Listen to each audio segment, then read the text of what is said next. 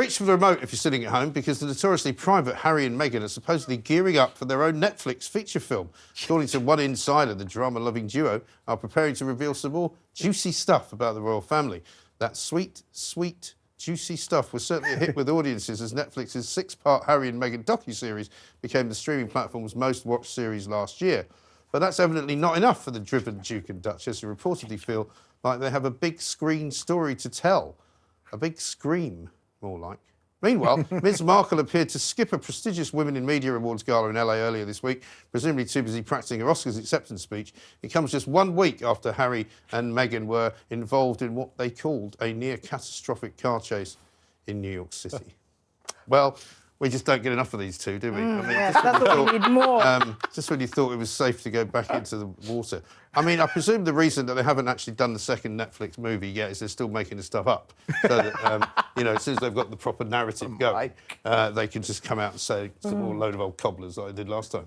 I just wish I refuse to believe that there's actually more that we need to know. There can't be any more. Well, but there's also, and I also think they've really cheapened their brand. You know, I think they could have left the royal family and actually have champion causes in a way that they seem to have wanted to do. But instead, they took the easy way out. They did the Netflix documentary and then the book and then the Oprah interview and, you know, got in all this money. But now they just look like they're in it for themselves. And now I feel like at this point, they've become too much of a laughingstock for them to have any real impact. Because I don't understand at this point why you need to keep, if this is indeed true, why you just need to keep bleating on about your 2 years in the royal family. There's not much else to know. It's a very short period. It's 20. I genuinely do not care. I don't care what they do, but let's just fess up, and this is a massive money-making business. We're a brand. We're pushing it as far as we can push it.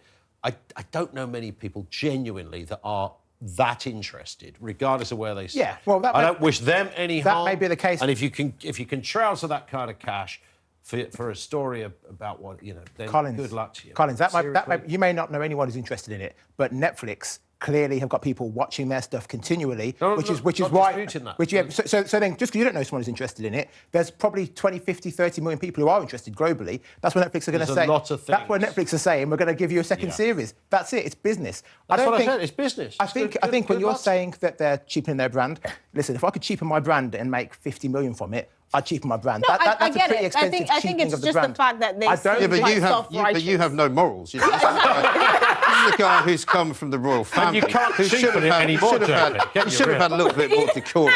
You know. There's nowhere to go. Nicola, tag in. Oh, no, yeah. She agrees with me. Listen, I don't agree with you. There's quite a contrast. Go on, carry on. There's quite a contrast between them and Princess Diana. I mean, Princess Diana was, you know, raising awareness of HIV. She was, you know, raising awareness about landmines. You know what I mean? She could have done the same thing. She could have cheapened herself. Are you mad? She has done the same thing. The press hated Diana when she was alive. No, but you're missing my point. The public for a large time. It